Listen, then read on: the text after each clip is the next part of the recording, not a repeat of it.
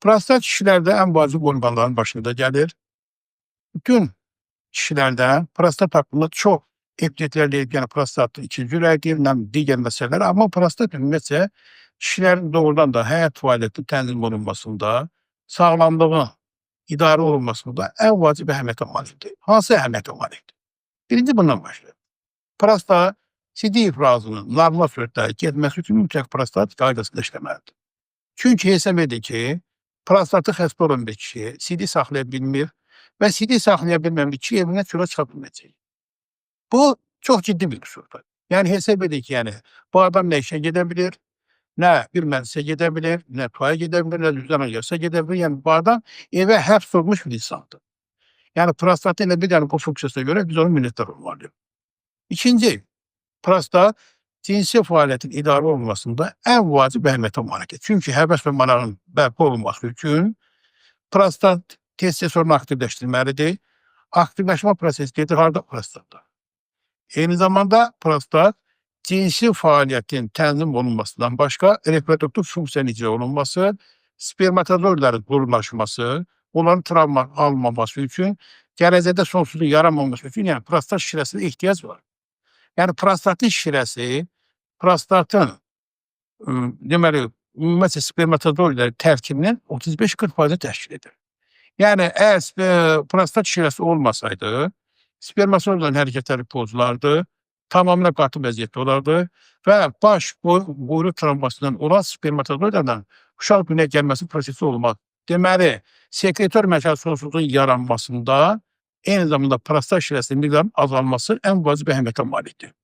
Prostat bundan başqa insanlarda bir şey yanında saxlayın ki, yəni kiçik çanaq içərisində yerləşmiş mərkəzi bir orqandır. Yəni digər orqanları öz əhatəsində saxlayır.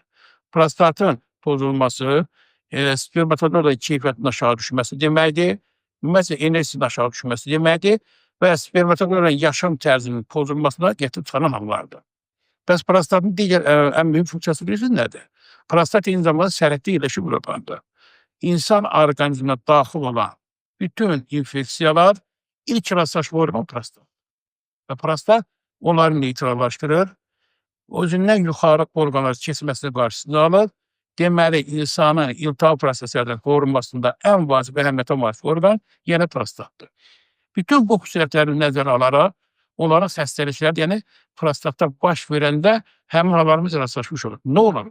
Sidik ifrazının pozulması, cinsi fəaliyyətin pozulması, ağrının meydana gəlməsi, sonsuzluğun yaranması, xroniki prostatin və prostatın digər xəstəliklərinin əlaməti kimi meydana çıxır. Ona görə də bunu insanlara doğru düzgün izah etmək lazımdır. Düzgün izah olmalıdır. Xəstə bilməlidir ki, bunun dərdinin kökü hardan başlayır? Nədən başlayır? Səbəb nədir? Yəni, yalancı yerə dərmanları içməklə, yalancı yerə kimisə, yəni gətirdiyi hansısa bir kommersiya dərmanla öz bədəninə, yəni qəbul etməklə sağalmaq mümkün deyil və xroniki prostati sağaldıran deyən insanlar və cinsi fəaliyyəti tənzimləyən deyən insanlar, sonsuzluğu müalicə edən deyən insanlar, yəni hesab edir ki, xəstəliyin yaranmasının patogenizi hardan başlayır, onu bilməlisənsə. Öz başına yalandan, yəni dərman konfet deyil, qida vasitəsi deyil, yəni insanların yalan yerə dərman çiləcək. Xroniki prostatin yaranmasında biz nə rastlaşırıq? İnfeksiyon prosesi daxil olur, o uretrit yaradandan sonra ilk yəni rastlaşıq orqan olur prostat və prostatın zədələnməsi hesabına sidik ifrazının pozulmasına rastlaşırıq. Sidik ifrazının pozulması, tez-tez sidiyə getmələr, göynəmə yandırması meydana gəlməsi, arası kəsilmələrlə qırıq-qırıq sidiyə getmələr.